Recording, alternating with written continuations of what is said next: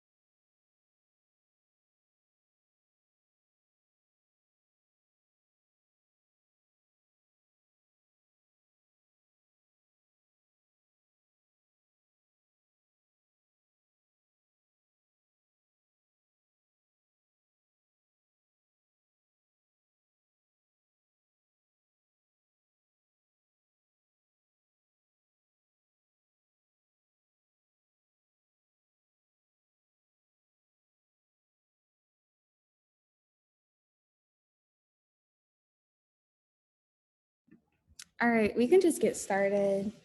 Thank you guys for coming out today. My name's Naseem. I'm a third-year bio major here at OSU. Treasure for Maps this year. And we have some guest speakers from OSUCOM here today. And we have 8 medical students, 1 incoming MS1. Christina, congratulations. And we also have Jasmine, who is a grad student right now. So if everybody can go around and introduce themselves, that'd be great. I can go. My name's Jennifer Akindura. I'm a third year here at OSU, planning on going into OB. I don't know what else I should say.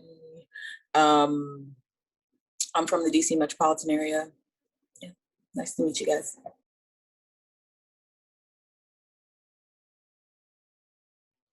Hey everybody, my name is Amde. I'm a first-year medical student here at Ohio State. I'm Ethiopian American, but I'm also from the DMV area, DC, Maryland, Virginia. Thank you. I can go next. I'm Rana. Oh, go ahead. No, I'm sorry, go ahead. My name is Rana. I'm a fourth-year med student. I'm going into internal medicine.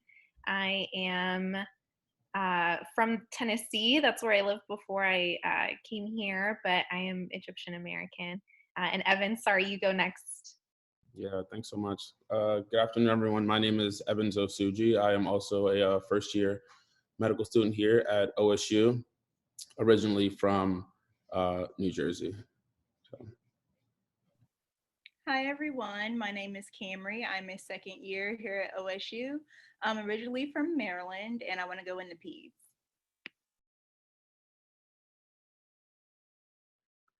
Hi, everyone. My name is Christina Khalil. So I was born in Egypt, but we immigrated when I was around 3 years old to the Cleveland area. So I'm from the Cleveland area, but moved to Columbus for OSU. And I am currently in the middle of my application cycle, but I recently got accepted into OSU, and that was my top choice. So I'm all smiles right now. But yeah.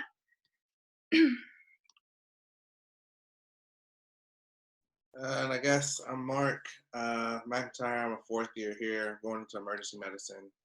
Originally, I'm from Columbus, Ohio, as well. So.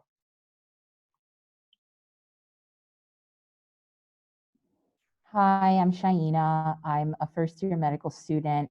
I'm originally from Miami, Florida. I went to undergrad at Brown, and I'm not really sure what I want to go into. Interested in OBGYN and urology for now.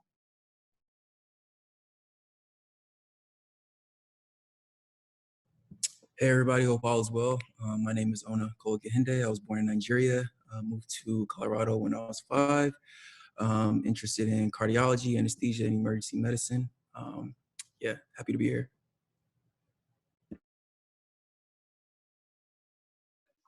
Hey y'all, I'm Jasmine. I am a first year master's student in the anatomy program here at OSU.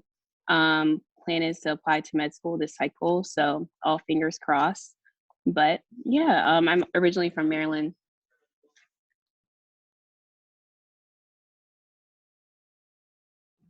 Is that everybody, I think?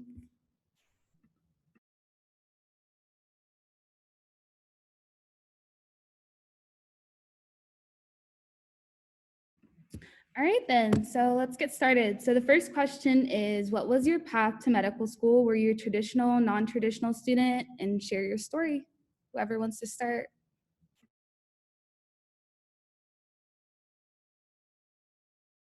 I can go.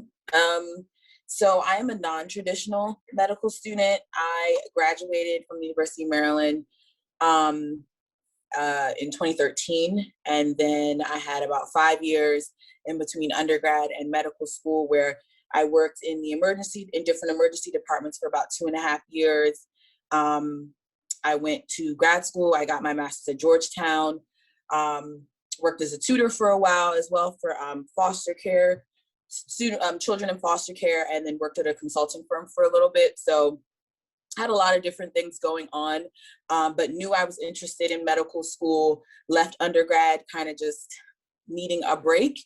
I have a dual degree in biology and Spanish, and was just taking a lot of credits in undergrad and was just tired, and definitely knew that I needed to sort of improve my application before I applied to medical school, but was, I guess, a little in denial about how I would sort of go about that. So I was scribing for a little bit and then worked at a different hospital in the DC area in the emergency department as a clerk before going back to graduate school to do a post-bac through Georgetown University, retook my MCAT. And for me, my post-bac was definitely an expensive means to an end, but it was definitely very necessary. It definitely really helped me feel confident in my capabilities in terms of like going into medical school. I definitely had sort of an up and down path in undergrad. Knew I was interested in medicine, like I said, but just felt like I wasn't going to get there sort of the traditional route. So I did the summer medical and dental education program the summer after my sophomore year in college. And I was at that point sort of on the precipice of being like, maybe I'm gonna just do this NP or just switch, trajectories. And there's nothing wrong with being a nurse practitioner. But for me, it felt like I was at that point, teeter-tottering on like, well, can I actually be a doctor? Am I smart enough to get there? And doing SMDEP, which had 3 name changes at this point. I don't really know what it goes by at this point, like health profession, something. But if you are a sophomore or below in undergrad, I would definitely suggest you look into it. It was definitely the thing that helped me stay on the path to medicine. I did it at Howard University over the summer, and I was just surrounded by a lot of people that were like me. You have mentors in SMDP who are, first year medical students, and a lot of the mentors there were non-traditional students as well. Thank you, Erin. God bless you. I left SMDP feeling like, okay, I can do this. They were really encouraging. They were like 30-year-olds in medical school with like kids and people who now I look back on it, they were me. You know, they took 5 years off between undergrad, had a lot of non-traditional sort of trajectories, and they were still able to go to medical school and thrive. And all of them are now attendings in different parts of the country. And so going to SMDP really helped me stay on my path to medical school. It took me some time to get there, but definitely once I got here, I knew like I was in the right place in terms of I was meant to be in medical school. I was meant to be a physician. So definitely one of the things I would say is, even if you don't have a cookie cutter application or aren't a cookie cutter student, definitely don't feel like you can't make it to med school, because there are tons of non-cookie cutter students here in medical school, such as myself and tons of other people I know. So. Thanks for sharing that, Jennifer.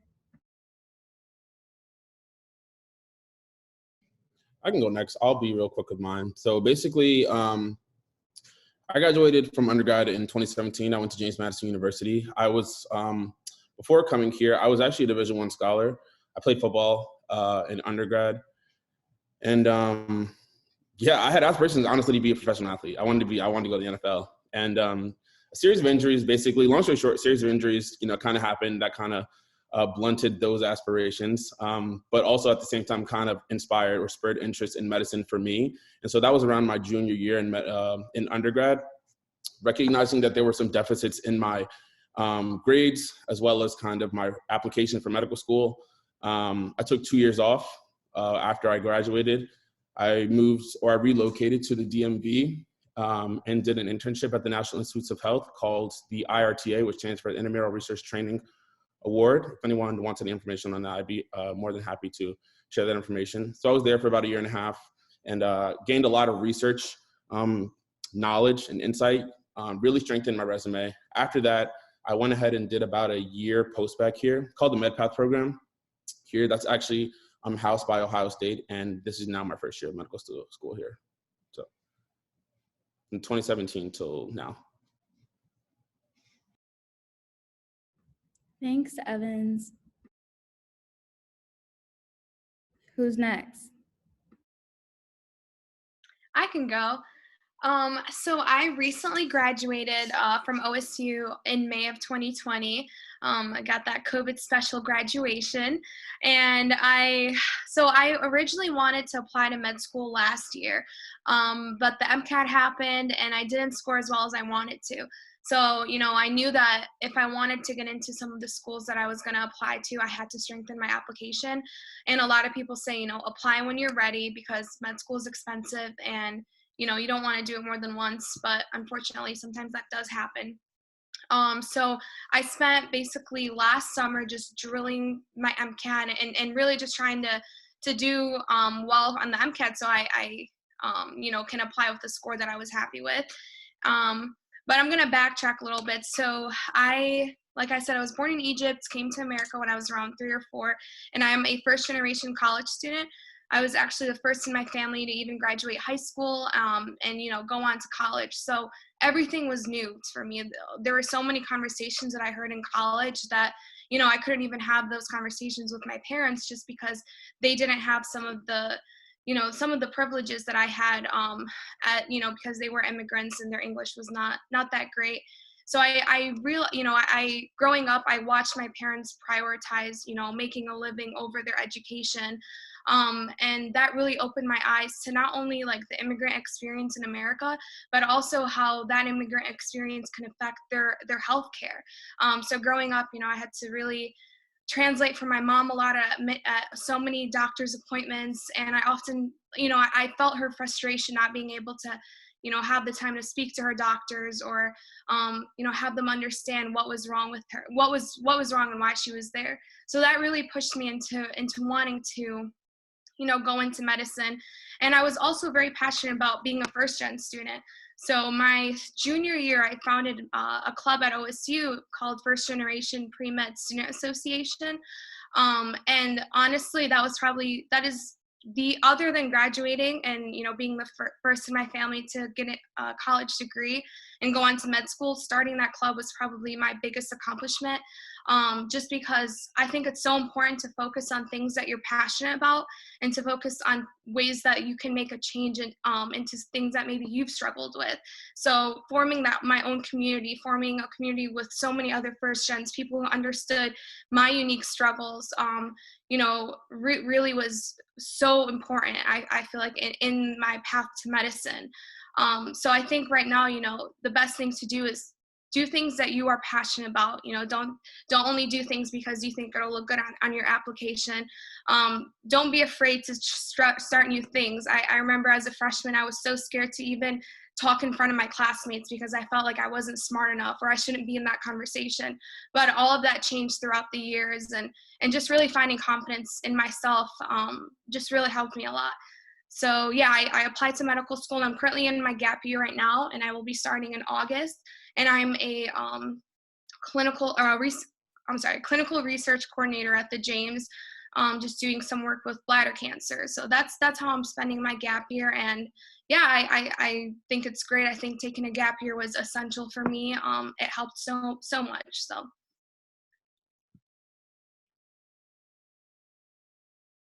Thanks, Christina. I look up to you. You're amazing.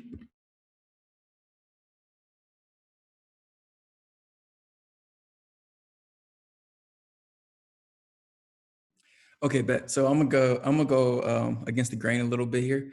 But one thing I want to emphasize is for everybody that went already is they shared their story, right? And my reply, I mean, yeah, I did stuff too for my gap year, but my reply to this question specifically is own your story, right? And that kind of ties into another question, which is how can you make yourself stand out in a med school application? Notice that each one of these kind of showed you their personality. And like showed you why you want them in their in your med school if you had one, right? So when you're applying to med school, do those experiences like Christina emphasized, do those experiences that kind of set you apart, that show your humanity, that show that if I was to let you treat my mother, I know that she's in good hands, right? So a big part of the med school application, I believe, is the personal statement. And I say that because people get thousands of applications. This personal statement is your chance to show them who you are as a person before they ever meet you. Me, within my gap year, I started concocting my personal statement the summer of 2016, and I didn't finish until like 2018 when I actually applied. So I spent 2 years on my personal statement. And each time I did something, I kind of revisited that personal statement and edited based on what I've done and things I added to myself, to my personality during my gap year. So take that gap year. I think the emphasis of this question is take full opportunity of your gap year if you're going to take one, and make sure that you're building yourself, building your character, making yourself into an ideal candidate during those gap years.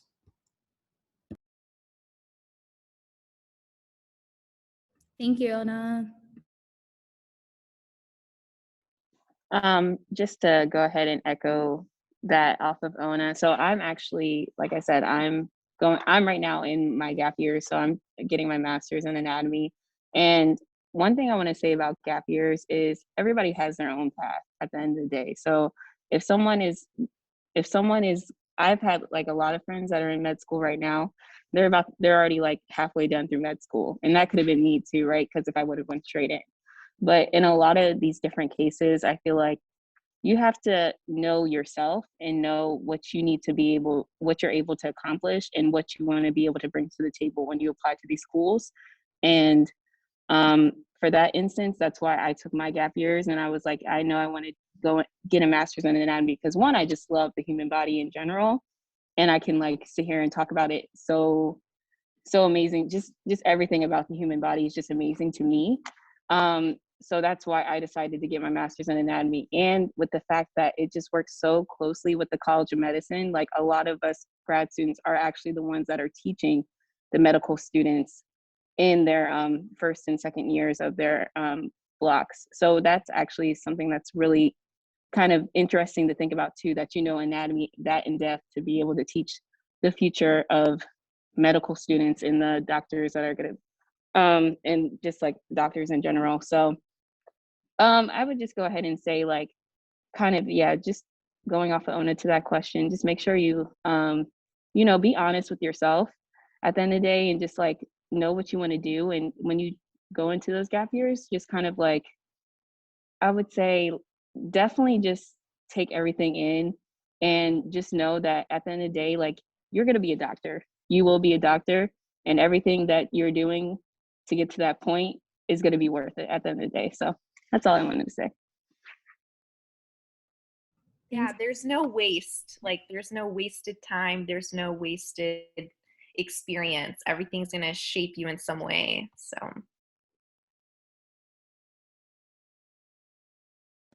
I think one thing that I would like to touch on, I guess it might be unique to my story, but I feel like it's also something that like people try to like not talk about for some reason, which is nonsense in my opinion. You know, I feel like a lot of students who end up being non-traditional students or just students of color in general in medical school, you know, I think a lot of people take for granted the fact that 75% of the students in medical school come from families that earn within the top 25% in the country. So there are a lot of students who you want to go to med school, but I have friends who ended up having to change their trajectory from medical school because it's extremely expensive to apply to medical school, to retake the MCAT and things like that. So don't feel like you're not as good as someone else because you need to take a gap year because you're like, well, this isn't free. You know, somebody has to pay for it. And if you don't have a family member or you don't come from a financial situation that makes it, you know, super easy for you to do that, then take the time that you need. I definitely was a person who, you know, I did have the support of my family, but I'm also a person that has always worked through undergrad and through graduate school. And graduate medical school was actually the first time that I was like not working. So one thing that I'll say to echo what, you know, Rana said is also like, there's no wasted time. Like if you know that you're a person that, oh, I need like something clinical to help support my medical school application, but I also need to make real money, just be very intentional about the jobs that you look for. Like I said, I worked in emergency departments for 2 years. I went from scribing to then being a clerk, and both of those experiences were extremely important and something that I referenced all throughout my interview journey when I was interviewing for medical school. So don't feel like if you're not doing free research or something like that, like you can't, or you're not doing a master's program, like, oh man, everybody else did this. Do what makes sense for you because you have to still survive while you're on your journey to medical school. So just be very intentional because there are jobs. It just, you know, there's tons of people looking for the same job. So it may not come immediately, but you can definitely feel like you can make some decent money whilst you're still finding something that will support your medical school application. So. Yeah, I want to echo a point that Jennifer touched on. So I just watched the movie. I know some people did here too, by Black Men, White Coats. And it correlated MCAT scores to how much your parents make, right? So I will say that again, okay? These people are getting higher MCAT scores than you are not. It's not because they're smarter than you, it's because their parents make more than you, okay? So, I mean, I don't know what rapper said it, but you're gonna be a doctor, but you're gonna have to get it out the mud, okay? These kids have highways to point B. You're gonna have to take the dirt road. There's gonna be 5 red lights on your way there, stop signs and all of that, but you're gonna get it. But yeah. and also, Jennifer, you just reminded me of something that someone told me when I was a college student, especially on this end of like work versus not work. If you're going to have a degree. If you take a gap year after you graduate college, you are going to be like, you're going to have a degree. You should get paid for your work. And I think that's something to remember as you're seeking opportunities. It's fine to have some free things that you're doing for free, maybe research and things like that, but make sure like also give yourself that, like you earned a college degree, you should get paid for your work.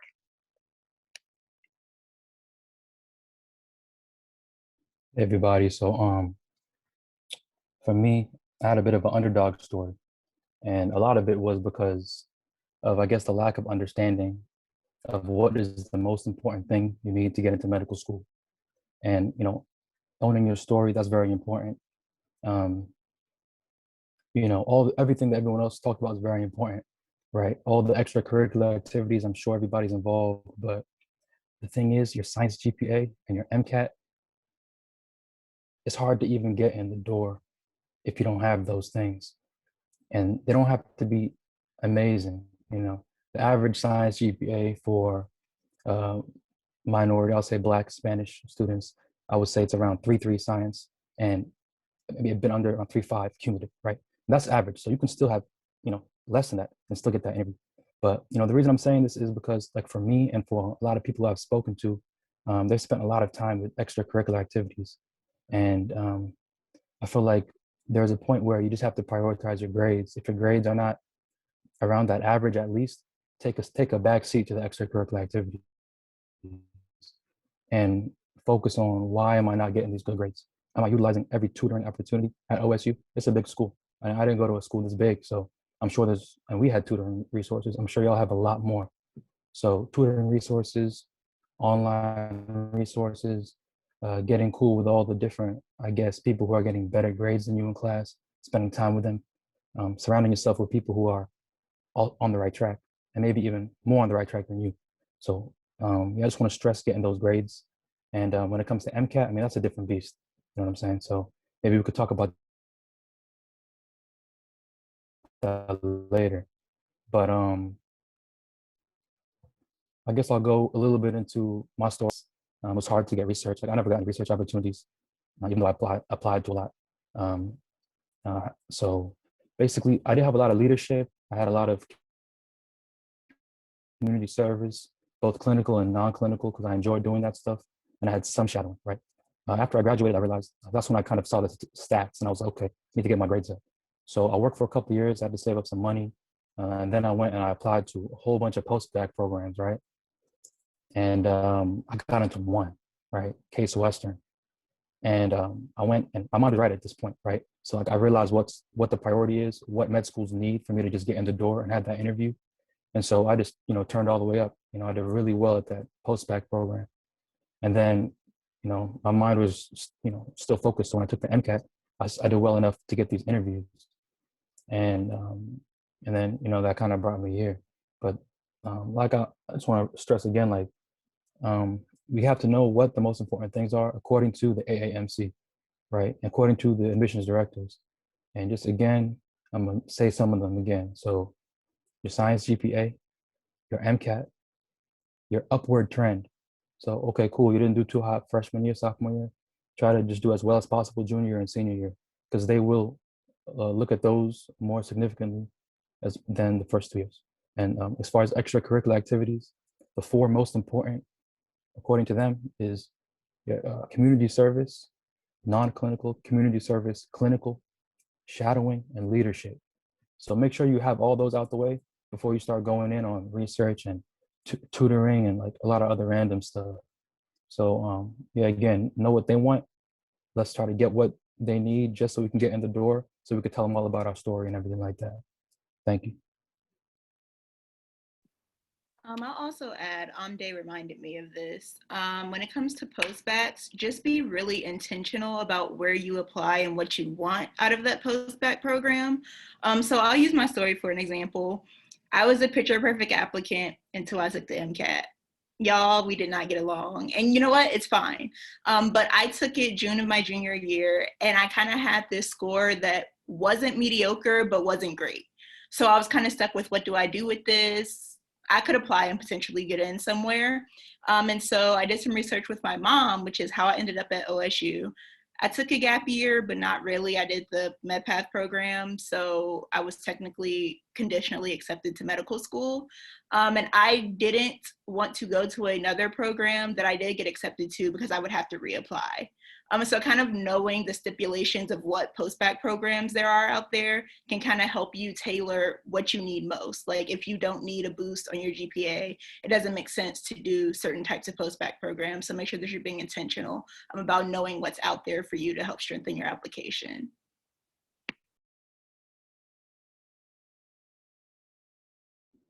I will add that, I think that everybody on this call, pretty much most of the med students took some time off. And I just remember as an undergrad having like tunnel vision and being like, I do not want to take any gap years. And then I definitely burned out, I think, because of that mentality. And I think that it's just very okay to approach your time as an undergrad, understanding that your timeline might be different than some of your classmates, and it doesn't make it doesn't make you a worse student, and it doesn't mean that there's anything wrong with your journey.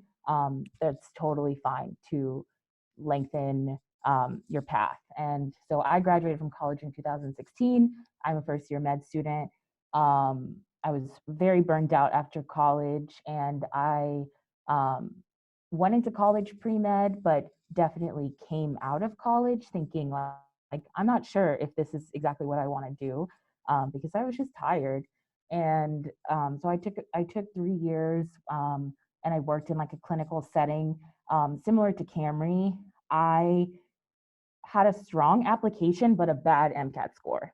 So that was the thing that was holding me back. I didn't take it until after I graduated, but I just decided to shoot my shot with my pretty mediocre MCAT score. I applied to med school, and I ended up getting accepted to the MedPath program. And so just like Camry had the conditional acceptance and didn't have to reapply.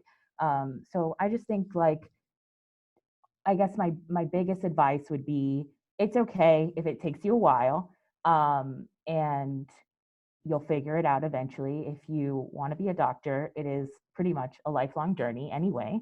So a few years to sort yourself out and get your application together is not going to be the end of the world.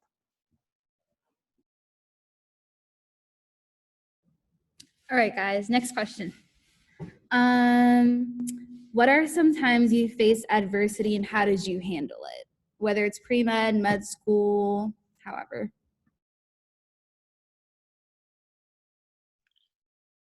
I can start this one off. I think that just throughout the whole entire journey, like even at the undergraduate level, you face adversity. I mean, I can't speak from everyone, but I'm sure most people have had someone at least doubt that they can get to the points that they've gotten in life, whether it be in school, sports, or what have you. And it's really the same thing, just trying to do medicine. For me, the best way to get through it, I actually, I like when people doubt that I can do things, because there's always a certain level of satisfaction when you prove them wrong. So it kind of gives me motivation. You just have to kind of learn how to put your head down and just keep working at it. Even if you fail, even if everyone laughs or, it's basically haters, you could always overcome this just by more or less just hard work and focus. There's no specific strategy I have for how to deal with it. I just understand that it comes with the territory. So if I want to be a doctor, I have to get used to, overcoming people that just obstacles and things of these natures. And that actually helps you become a better physician anyway. So.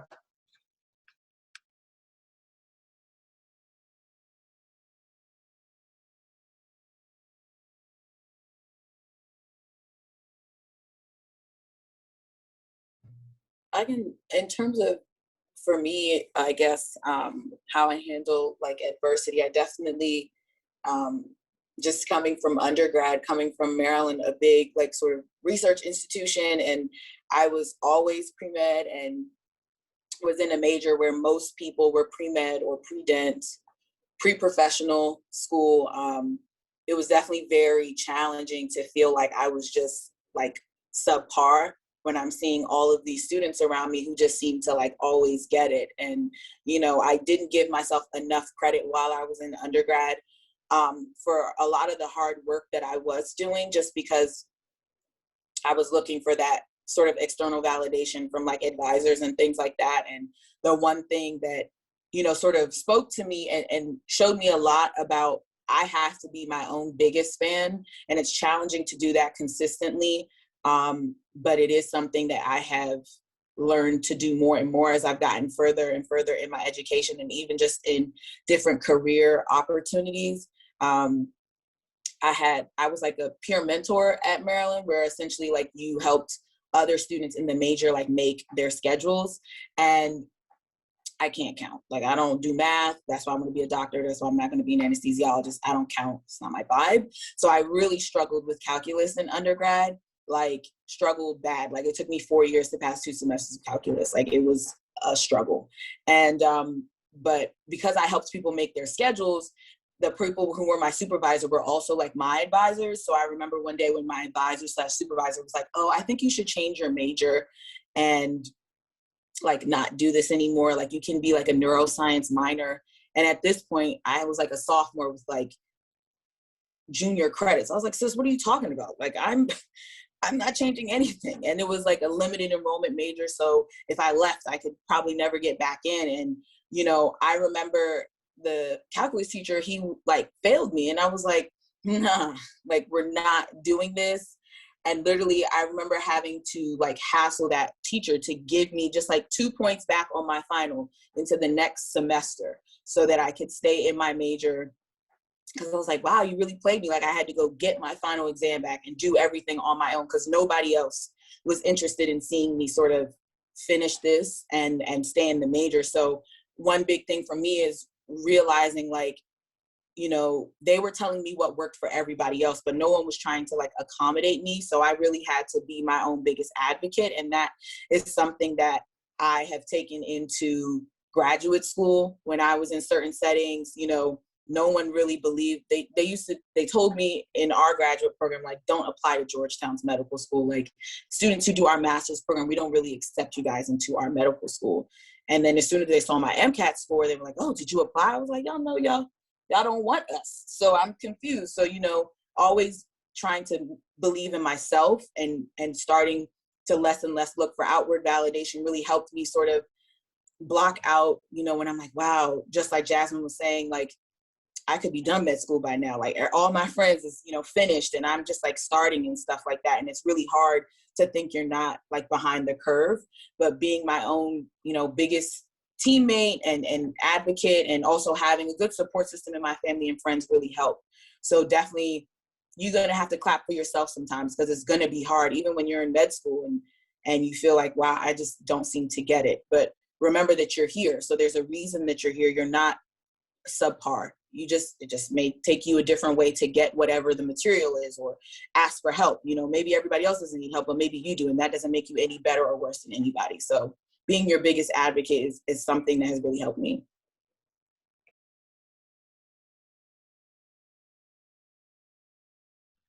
I really love what Jennifer said about, you know, being your biggest advocate. So I really struggled with my MCAT, like a lot of people. And I remember like I put it in my head that I wasn't going to do well on the MCAT, like that the MCAT was going to be too hard for me.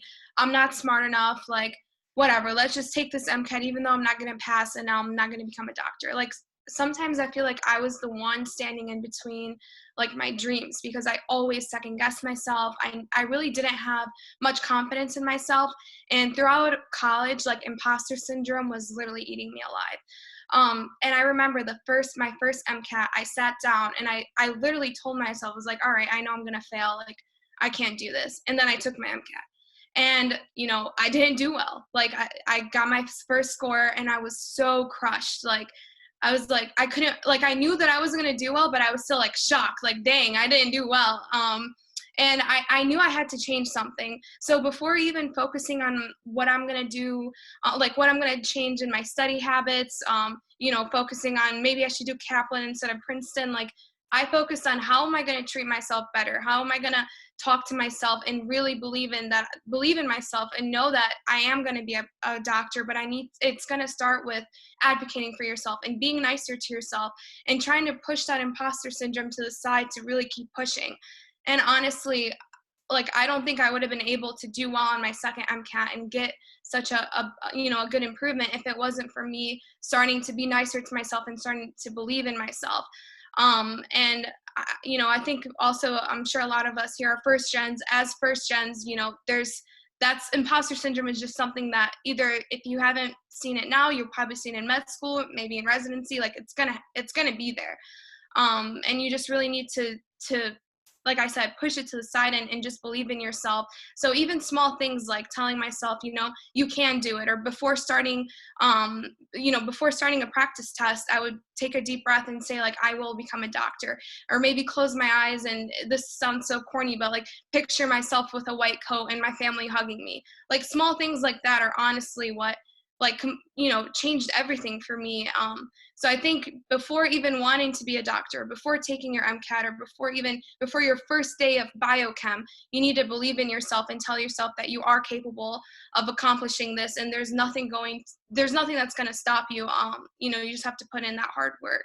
So.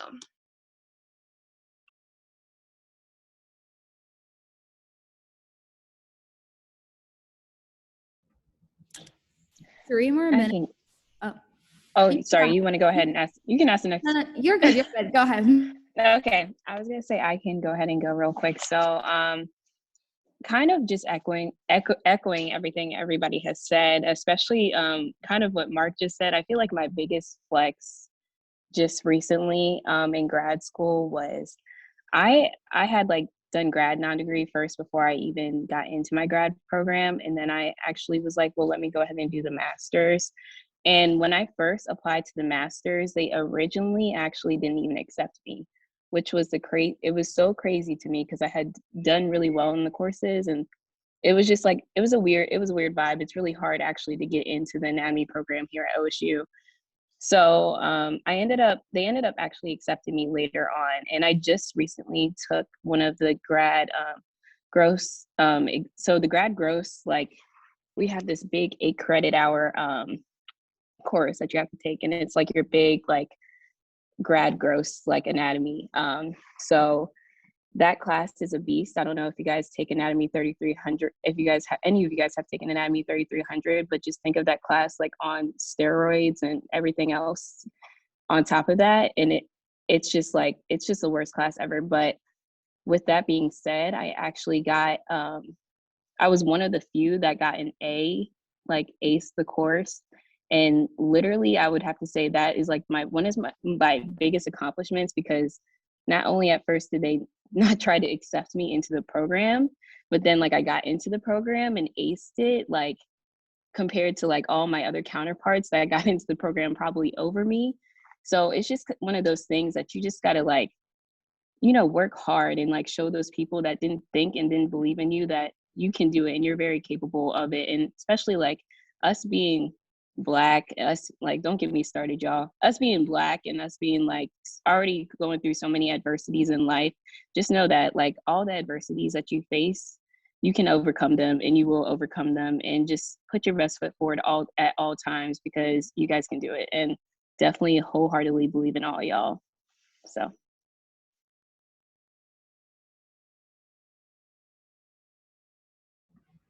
Thank you, Jasmine. So just to speed things up, I'm gonna do breakout rooms just so you guys can ask questions and get to know each other before 7 o'clock.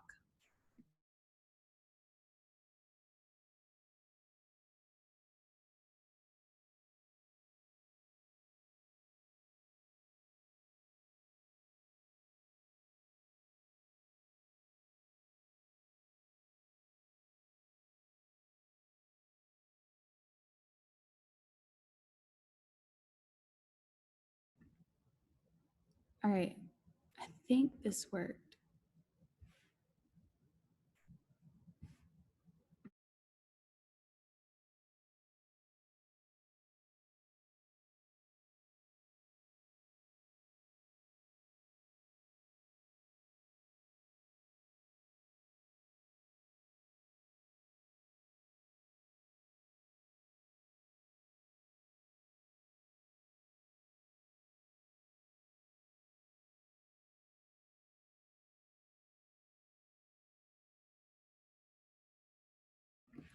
I'm like so confused. What did I do?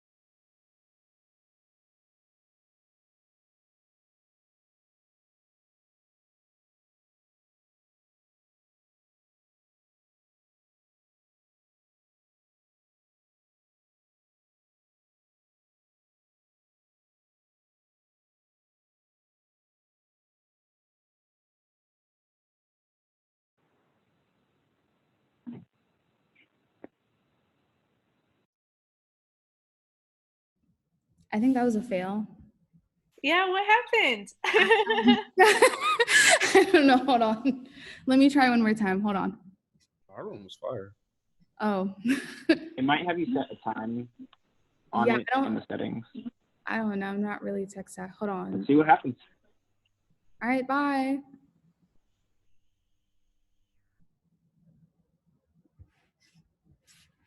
Okay, did it work now?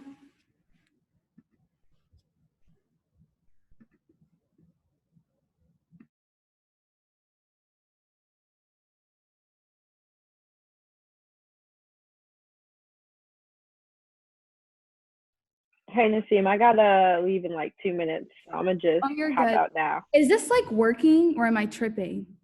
When I was placed in the room first, I had 2 med students. So I'm assuming that's what you meant to do, but I don't know. And then people are like leaving. It's okay. I'll hold on.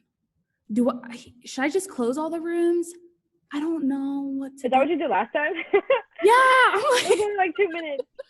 I don't know because like right now I just see you and Kim. You know what I'm saying? Like I'm trying to. Is it time? You can see. I can see where Okay, everybody's in. Okay, yeah, and there should be like if it's not time, then if it is time, then there should be a timer somewhere. Like I don't see the timer. Ooh, so maybe it's probably not time then. That's what I'm thinking, and it's the same people in the same groups again. I think. You can't assign the breakout rooms. Hold on, girl. Hold on. Let me FaceTime you because I'm so I don't know.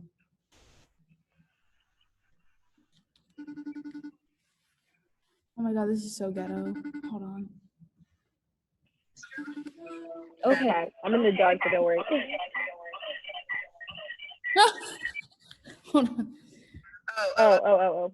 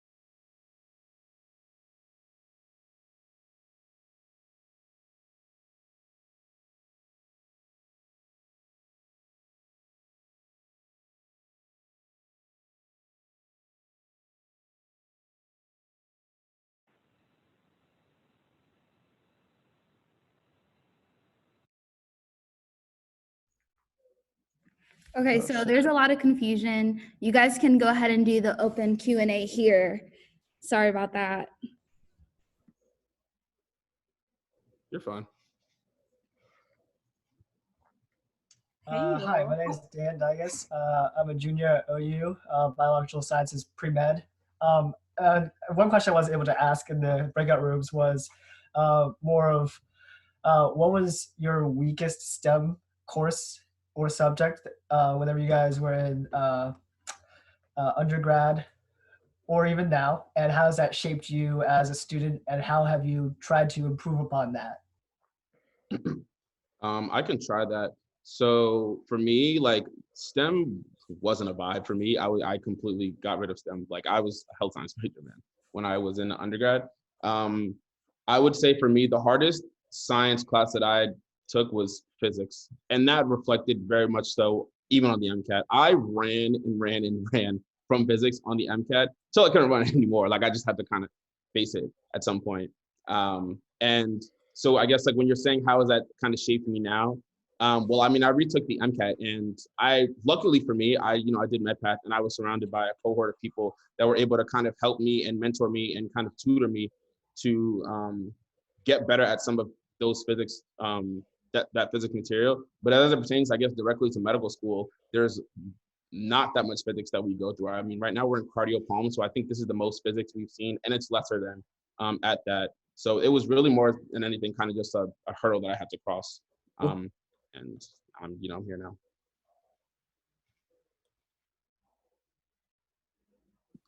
now. So I can answer that, and I will also answer the question in the chat because I got a C in Orgo too. Okay, I did. We weren't getting along. I had some personal family things going on at the same time, and my grade slipped. Quite frankly, I don't use Orgo in medical school. I'm going to be real. I don't. But in terms of kind of spinning that to look better on my application and get where I wanted to be, I was in my professor's office. Like, yeah, I got a C. Yeah, I had some stuff going on, but she knew me. And I mean, knew me to the point that I got a C in her class and she still wrote my letter of recommendation for medical school. And it was bomb. And to this day, I still get like compliments about her letter. So really seeking out those opportunities to find help, even if it's not from that professor, making sure that you're going to office hours, making sure that you're finding tutors, making sure that you're finding other people who did well in that class, and just trying to make the best out of a bad situation. But a C will not keep you out of medical school, I promise, because I'm sitting here, so. A D will not keep you out of medical school. Let me be, not saying anybody should get a D, do your best work. But multiple D's will not from medical school, okay? Okay. I'm gonna take it a step farther and say an E will not keep you out of medical school. Just make sure you're able to. In there. D, W, any of that stuff. Hi, I have a question. I'm kind of off what Camry was talking about. How do you recommend going about forming relationships with professors to get those recommendation when you go to such a big school like OSU? Like, I'm a third year now, and like all my big pre-med classes have been like 300 people each, so it's kind of intimidating to like try to form a relationship with the professor. So what are your tips on doing that?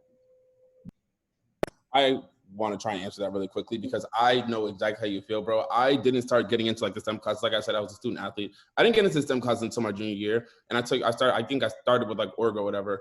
Raise your hand in class, man. Raise your hand in class and be the guy that asks the quote unquote dumb questions. I say this all the time. Like, you're going to be in class with a bunch of people taking these STEM classes and no one's going to know what is going on in class. You might as well be the person that the professor knows by name. So I would say forming that relationship just in general, like with class, and then kind of following that up, like Camry said, with office hours. That's something that I thought was extremely effective for me. I asked, people were annoyed with me in class. By the time Orgo was done, people were annoyed with me because I asked so many questions and I was always in office hours. If office hours was, Monday and Wednesday, you better believe I was there at 1 o'clock, and kind of talking to my professor, asking him questions, sometimes that I knew the answer to, sometimes that I didn't know the answer to, but literally just talking to him as much as possible and, being in their faces as much as possible and forming a relationship that way. Man, it works. I promise you it does. I also want to say something real quick. Something really good is going to office hours. So like, I was always at like my like professor's office hours, just like asking them different questions and things like that. And I want to say something, especially for like anybody who's considering taking a gap year. I've actually just started doing this myself, which is really important because you want to make sure you sustain relationships from people that you have met, your professors that you met in undergrad, and like when you go to grad school, that way like you can continue to keep up with them. So something that I actually do is I send out like, sometimes it's every 2 months depending on like, but I send out like newsletters of myself of what I'm doing every like thing, my updates of what like my life every 2 to 3 months, kind of just showing them like what I'm doing, like what I'm getting into, like how's life, you know, if I got any acceptances, like kind of just updating them on myself and like where I'm like my trajectory of where I'm like going or how I'm applying to things. Because when I tell you like, you know, people like, I don't know if you guys are familiar with Dr. Foose, he like teaches chemistry. When I say that we're like close friends, like he is, like I text him from time to time, he is the best professor ever. Like, honestly, like he loves his students, like, but what, just being able to like establish those close relationships where you can just really like talk to like your professors and be able to just have like outside conversations sometimes, and then they like really know you as a person too. So not only can they know your work ethic, but they also know your personality traits. They know everything about you. So make sure do that. But I actually have to head out, so because I have to go work. But I just want to say thank you guys. Nasim has my email, so if you guys want to email me about my master's program or anything like that, go ahead and do so. Good luck to everybody. And I just want to say that I'm so proud. Like this, it's so amazing to see like all these, like everybody on here, the minorities, like it's just great. So it's always a great time with MAPS. Love you guys. So have a good one. Thank you. Have fun tonight. I definitely want to echo what Jasmine said, because it really does make a huge difference. You know, like I've said before, I took 5 years off between undergrad and medical school, and I didn't have one recommendation for my graduate program, not because I couldn't get one. I just didn't feel like they knew me well enough, and I wasn't going to let anyone recommend me that I felt like I didn't have a relationship with. And I definitely was the student first, like freshman and sophomore year of undergrad, that was just kind of like I was just trying to stay afloat. And third year of undergrad is when I really started realizing like, oh, I need to get these letters, you know. So I made a conscious effort to go to office hours, go to tutoring, sometimes ask questions I knew the answers to, but definitely consistently going to office hours. I think it made the difference in third and fourth year in particular, especially once, at least for my major, when I sort of got to my upper level science classes in undergrad, those were the classes that were like, you know, 30 people, 40 people. There's no discussion section. It's only twice a week. And it's just you and the professor. So I made a conscious effort to go to office hours to ask questions in class, which is something I didn't really do freshman and sophomore year. And it made a huge difference. I didn't even necessarily have A+ in those classes, but I definitely got letters from classes that I was just very intentional about going to office hours and getting to know the professor. And even more so for me, and I say this specifically because one of the professors that gave me a letter for medical school, he said this to me. And because I specifically, after graduating medical school, knowing that I ended up having to apply 3 times, you know, I kept going back and letting them know what I was doing, updating them, and actually being very particular about, I'm not going to ask somebody for a letter until I've seen them face to face. So making a conscious effort to like go back on the registrar's website, find out when they had classes, because I didn't really have anybody to tell me when their office hours was, just to figure out a time when they might be in their office so I could speak to them, send them an email like, hey, can I come see you on this day? And the professor told me, like, it makes a huge difference. He's like, I'm really happy that you came to see me in person as opposed to just asking me through email, because, you know, there's a lot of students who do that and they don't take the extra effort to do this, and it makes a huge difference. So even after you graduate, undergrad, if you're a person who's going to take a gap year or 2 or 3 or more, like Jasmine said, make sure you take the time to continue cultivating those relationships, because professors know that students are going to need letters maybe past the time that they're in school with them. So take the time to just be intentional about that, because people do appreciate, you trying to maintain that connection before you just ask them for something. I also wanted to say really fast, like, don't be afraid to introduce yourself to your professors on the first day of class. So I like, especially for like OChem and Gen Chem, those classes where there's probably 300-400 other students. The first day of class, I introduced myself to the professor, and I went to their office hours even when I wasn't like confused. So if they had office hours every Monday, I was there every Monday if I could. Because sometimes questions that other students can ask, you might not even realize that, oh, I was struggling with that also. And when they see your face like every Monday, asking questions, then they start to remember you and also can say something about your work ethic. But definitely don't be afraid to introduce yourself to them, and also see if they have anything that they're doing outside of teaching. So Dr. Foose, he was mentioned earlier, he does like a peer mentor program.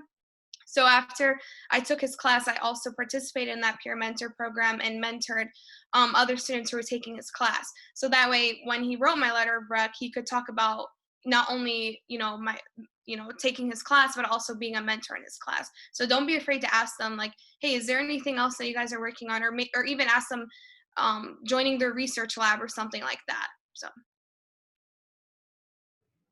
And going off of that, one thing I did was I found the professor so I was a health and exercise major, kinesiology, basically. And I found the professor that taught the class that I liked the most. And I read his research articles and actually waited until he started talking. I knew that it was like the 7th weekend was when he would specifically start talking about his research. So I waited until then, and I started coming after class, asking him about aspects of his research. So it looked like, I was ready to go. So then I asked him if I could participate in his research lab. He said yes. So nip two birds with one stone is get research and get a letter of recommendation at the same time. Yeah, if you find a professor that seems supportive, like you guys named some really good professors just now, if you find yourself a professor like that, stick to them, make your presence known to them. Definitely, they're not always there. So when you do find someone like that, definitely hold on to that and try to cultivate that relationship.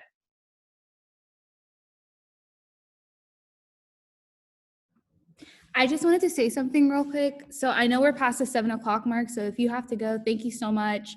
If you could just drop your email, if that's okay, or I can share it with people, you're free to go.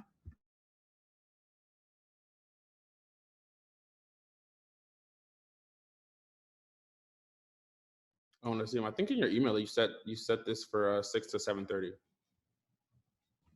Yeah, I know like some undergrads had like at 7 o'clock something after, but I just wanted to make that clear for everybody. Gotcha.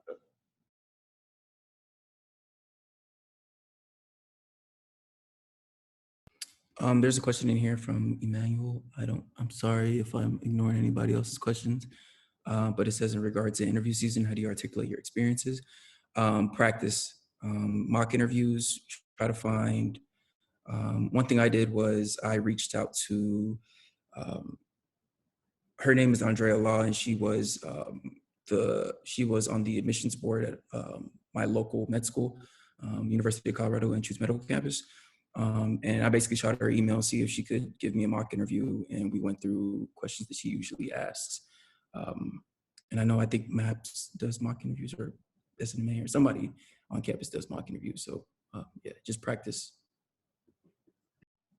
I agree 110% behind what Ona said. I think that when I was getting ready for interviews and stuff, I kind of kind of the general kind of questions that medical schools will ask.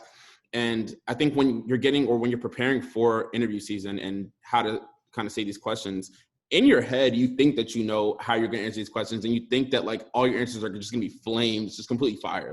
That's what you think until you start practicing people and your answers are not at all what you thought they were. And you kind of start fumbling over your words and things are just not sounding as hot and as cute as you thought they would be. So for me, I did the exact same thing as Ona. I had the opportunity to get interviewed or practice interviewing with, I think, 3 people. And after like the third one, I felt pretty confident and comfortable in my interviewing skills, and I was ready to go. But practice makes perfect, man. That's just what it is. I also just want to share, just because I just finished the medical school cycle.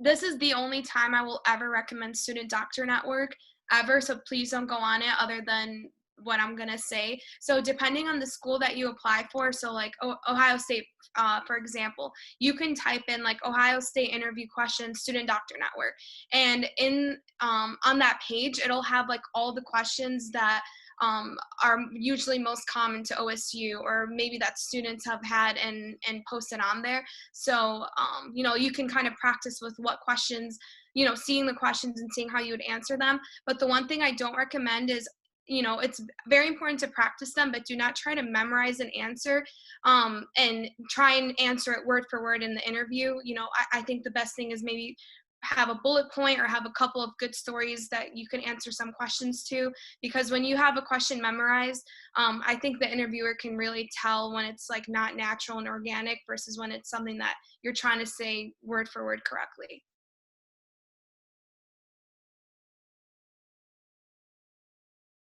Someone had asked a question, I think earlier in the chat, about what do you do like if STEM and like math or science really aren't your like forte, and how do you deal with imposter syndrome, especially when you're like one of the only students of color in your class. For me in undergrad, it was really just about like finding a community. Like even if they weren't in my class, and typically they weren't, to be quite honest, it would be like maybe me and like 1 or 2 other people, and that was always my lab group, period. I don't care what lab, we just found ourselves and we would help each other. We would share answers, okay, whatever, yeah. We would help each other. We would do assignments together, because that was really the only way that we were going to get through it. Because a lot of the time, the non-students of color were definitely trying to play us like, oh, you know, people had definitely said to us, like, how did you guys get the right answer? And it's like, oh, now you want to ask for help from us, sis, because when we asked you, you know, how do I use this spectral photometer, you wasn't trying to help. So, you know, definitely find your people and make sure your people are solid, that you guys have the same goals.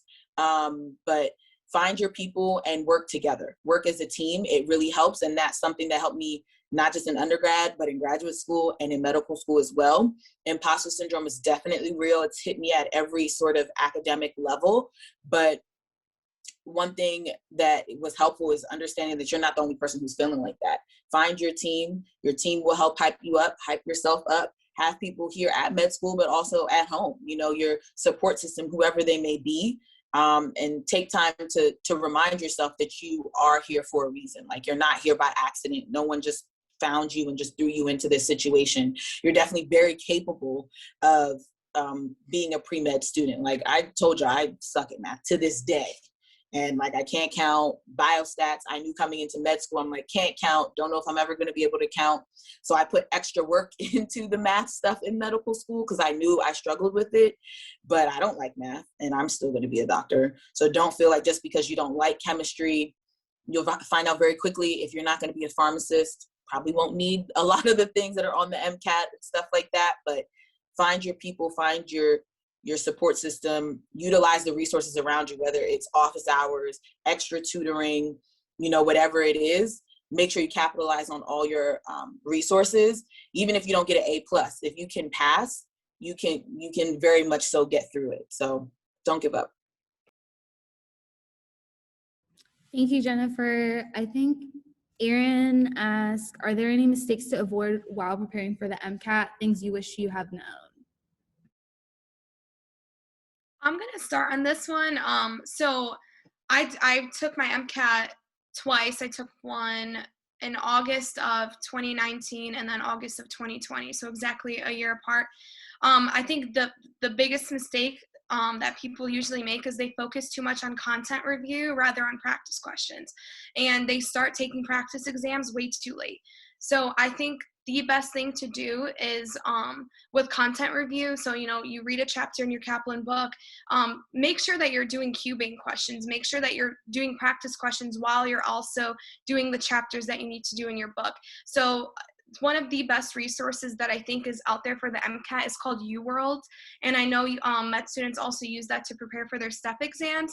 But UWorld completely transformed my studying. So basically UWorld has every single section of the MCAT and also subsections of the MCAT. So, there's that chem phys section. So it'll have a general chemistry section, and then the subsections will be like acids and bases or the periodic table. So it's basically like the chapters in each of the content books. And then once you click on those subsections, there's questions, and each question comes from a passage that looks just like something that would be on the MCAT. So now, you're practicing your content and you're actively studying. You're learning the content, you're memorizing it, but you're also testing your ability and learning how to take the test. Because I think the MCAT, it is a content test. You do need to know, the content, I would agree, but it's more about critical thinking. It's more about knowing how to read the passages and not get stumbled on something that's really confusing, and just trying to pick out the important things from each passage. They call it a critical reading test, for a reason, because you really need to find out how to really just go through and read through those passages in a timely manner and also answer the questions correctly. So I definitely think doing practice tests and practice questions. And another thing is, don't wait too long to take a practice test. Even if you're not finished with content review, if you still have a whole book that you haven't touched yet, it's not too early to start a practice test. The best way to study too is to build stamina for an 8-hour exam. How do you do that? Do a practice test every week. It sucks, but that's what's really going to help build that stamina. And the more you do it, the MCAT really is something like, the more you do it, the better you'll get at it. And there's a lot of so like Kaplan has a free full-length test, Altius has a free full-length test, Next Step has a free full-length test, and I think Princeton. So those are 4 free exams that you can use.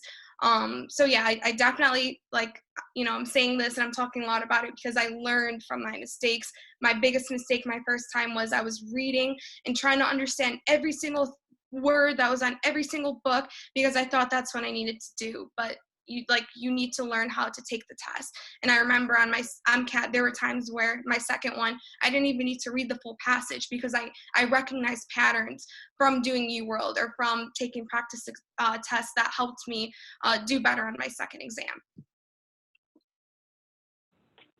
Thank you so much.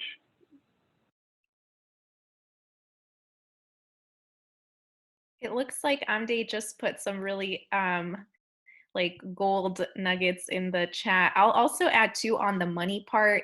This process is expensive, and also don't forget this is a profit-making industry. So use all the free resources. I mean, of course, I'm a 4th year now, so I did this much longer ago, so the landscape has changed. There's a ton more resources now than when I was doing this, but I used all the free tests that I could, and even the bootleg ones. Anything free I could do, I did that. I bought used books from an older student, the Kaplan set, and then I bought the AMCAS questions. Just pick 1 or 2 resources. You do not need to buy all the different resources. That's a part of the marketing, okay? That you need to buy all these things in order to be successful. That's not true. You need to focus yourself on just a few resources, do lots of the free ones, and you'll be fine. I just want people to remember that, because even as a med student, even in med school, we're resource overloaded. So you have to pick what works for you and you'll be okay. Don't have FOMO from what your friends are using and what question bank they're using. It's okay. Just keep the money aspect in mind, because that could add up really quickly.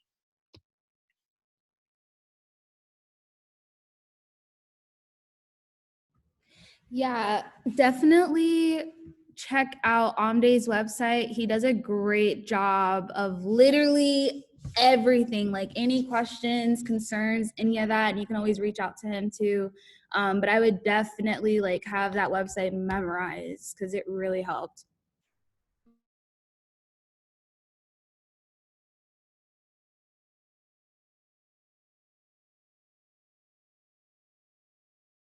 And someone had a question about advice for people who are not good test takers, anxiety. How do you guys cope with that? So that's a good question. So I did MedPath too, and the thing about MedPath is you take it comes down to a day where it's do or die. You have a score you have to meet. If you don't get it, the whole year that you just did of a post-bac program goes down in the drain, and you can't make up for it, right? So it was the most anxious moment of my life taking that test for 8 hours. But honestly, spiritually, I prayed before I went in. Pray with my mother, pray with my sister, all of that. So I knew I was good in terms of God. But biggest part is all the advice that everybody's given, practice questions. There's two different languages. Kaplan has a language and then Princeton has a language. Princeton's language is more similar to AAMC, all right? Actually, no, that's a lie. Princeton's language is harder than AAMC, but make sure that you're doing a lot of AAMC practice questions. I say that because when you see a certain question, you know what they're gonna ask you, right? I think Evans was talking about it. We sucked at physics, but the thing is, you see so many physics questions, you know what they're gonna ask you, and you can honestly, you don't even need to read the question. You can just look at the units. If it says milliseconds and everything else is talking about quarts and whatnot, go with the answer. This is and then it's there's tendencies that the MCAT uses. So practice questions, practice questions, practice questions is my biggest advice. Also for the MCAT, think about the breakdown, right? There's 4 sections. Orgo and physics is not really on it that much. It's really not. You can look at the percentage and maybe less than 5, maybe anywhere between 5 and 7, maybe 10% of the questions, not even 10%. But the main thing is run up the score on what you're good at. If you're good at something, make sure you're getting as close to 132 on. Don't just say, let me study everything I'm bad at. Because just because you know the content and the things you're good at doesn't mean you're going to do well. You have to be able to read the passage, right? Use your critical thinking skills and answer the question correctly. So run up the score and the things you have the potential to get the highest grades possible, and still work on the other things. But I wouldn't spend all my time in physics and orgo if I'm not good at it. Psych and cars, and you get in 127 in bio, and you can get a 125 in the chem phys section if you're not good at that, or less maybe. So that's something to think. So Amde, I'm not sure if they're changing this or not.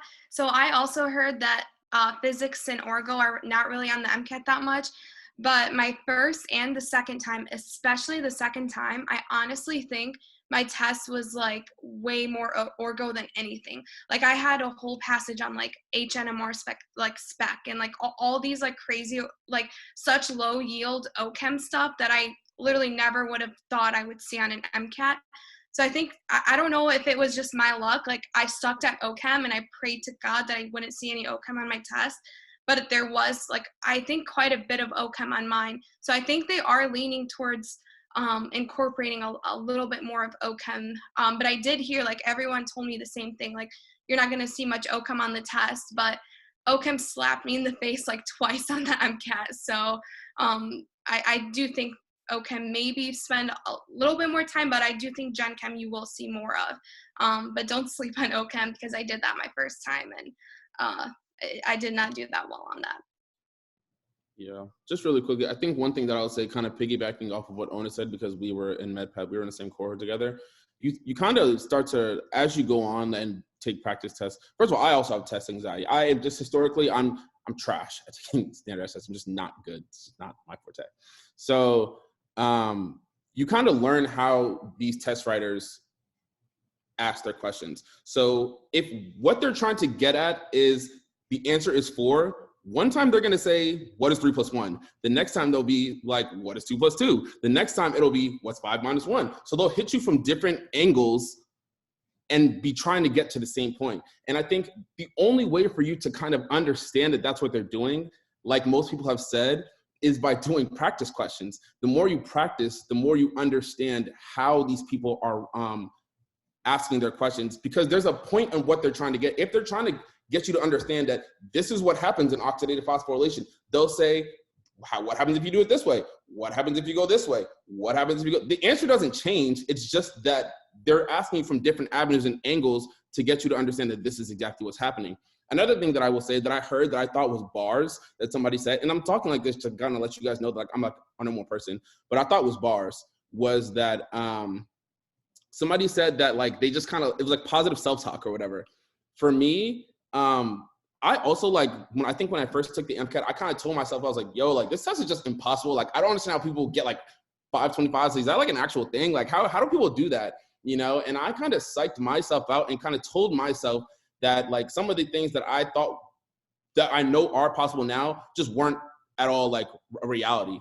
And so for me, like one thing that I did going into every test, and it's crazy, I'm smiling at that because I think it's hilarious, but like I would just tell myself like, dog, like you're about to kill this section. Like if you're not good at cars, like dog, this is the day that you're gonna be fire at cars. Like you're gonna go crazy at cars. And that's just what that is. Like I remember the day of my MCAT, so tough, so anxious, you know, just the craziest day that could possibly be. I woke up and started blasting Future. Like I was like in my car, like I'm getting a 528 today. Like if I've never gotten it before, today is literally the day that it's gonna happen.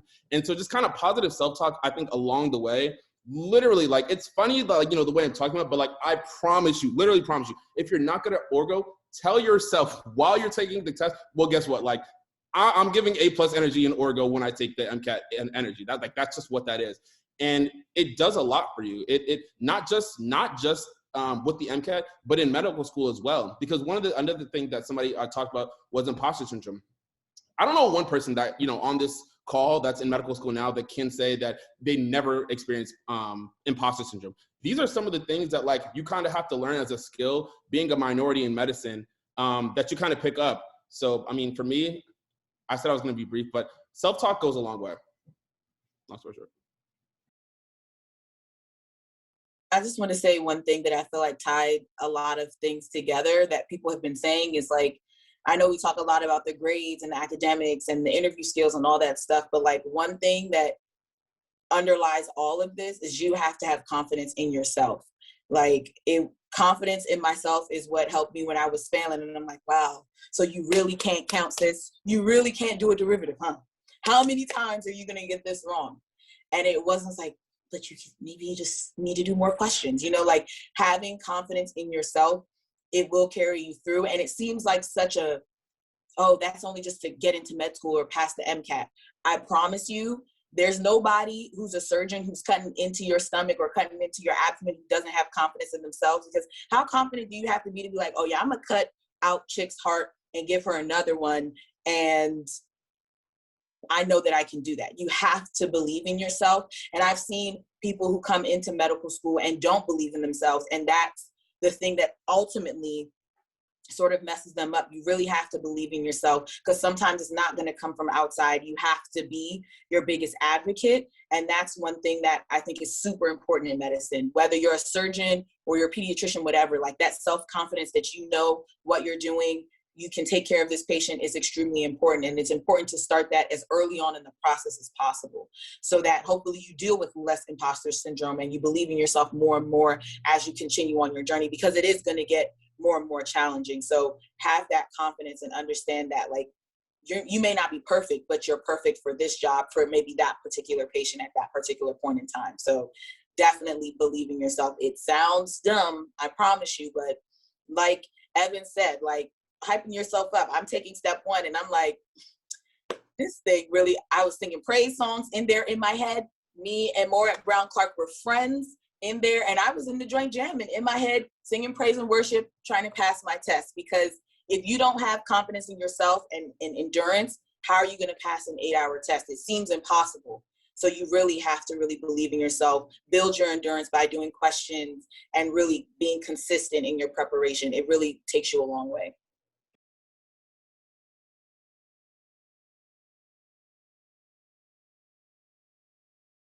Thank you so much, Jennifer and everybody else. Is there any last minute questions? I don't want to hold anybody up.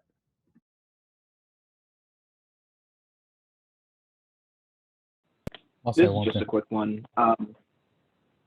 For the like weekly practice test, did you do like a full length one the whole each one, or did you like start off doing half ones and then you switch to full, or did you do full the whole time? Full tests every week for MCAT, for step 1, for step 2, for step 3. Always take a full test every week. It's the best way to get used to what it's going to be like. Not only taking the full test, but also taking it at the same time you would take your normal test. So if it's like I'm taking my MCAT on a Tuesday at 8 a.m., every Tuesday, 8 a.m. is when you should be taking a practice test.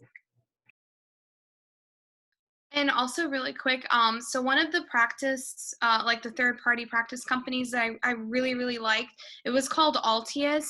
I think their Gen Chem, their Chem Phys and Bio, and then their Psych Soc sections were spot on. Cars was not that great, but usually they have like 10 tests. The normal price is like 10 tests for $300, but they always have like deals where it's like 10 tests for $100, and you get 5 attempts at them, so you can like split that with your friends.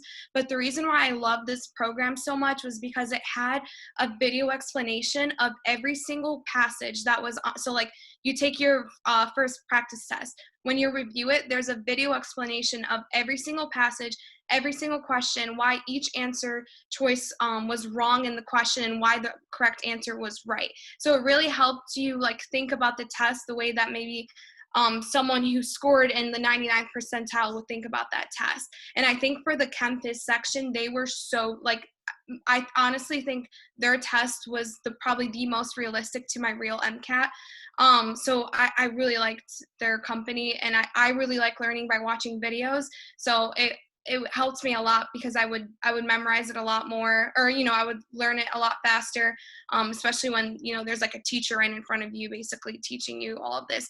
And another thing, so because I did have 5 attempts at each question, at each test, some days where I felt like I needed more practice questions, I would just take a section test. So if I knew that I wasn't doing well in Chem Phys, I would spend like an hour and a half or whatever just on that Chem Phys section, skip through the whole test and just review Chem Phys for that day. So I would take it for an hour and a half and then review the test for an hour and a half. And it's also important to take as much time or even longer to review your test.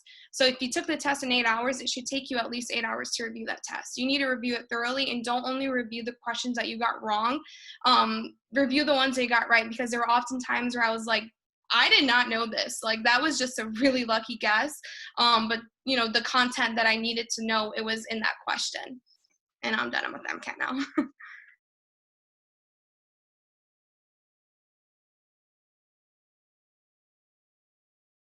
Thank you. Any more questions, concerns? I'm gonna say one more thing. You know, don't be afraid to reach out. There's a lot of people here listening to their emails. So, you know, there's no excuse to not have a mentor at this point, someone who's in medicine. So just utilize everything you can. You gotta hustle. You know, this is not just something you just sit back and it falls in your lap. Utilize it. Don't be afraid to reach out. You're not bothering anybody. Don't worry. You know, this is part of the process. You make it, and then you look and see who's trying to get in, and you help them. That's how it goes. So reach out to these emails. Yeah, we really do. We mean it, like reach out, any questions. And if it's not this year, it's 3 years from now. Just keep the emails. Maybe you don't have questions now, but you have later. So just remember that. Yeah, I just want to say thank y'all. Y'all doing y'all thing. Y'all doing y'all thing. Keep it up. But no, I just want to say thank y'all. And this is really informational, like real helpful. And like I feel more motivated now. Like I feel like I can definitely conquer my, you know what I'm saying, reach my goals. Like y'all doing it. I feel like yes, you know, keep doing y'all thing. Thank y'all. You're up next. Thank you so much, everyone. I will send out emails and stuff. But thank you so much. Bye, guys. Nice to meet great everyone. talking to you guys. Good luck with the rest of the semester. Bye. Good night, everyone. Thank you guys so much. Good luck. Thanks. Have a great night. Thank you.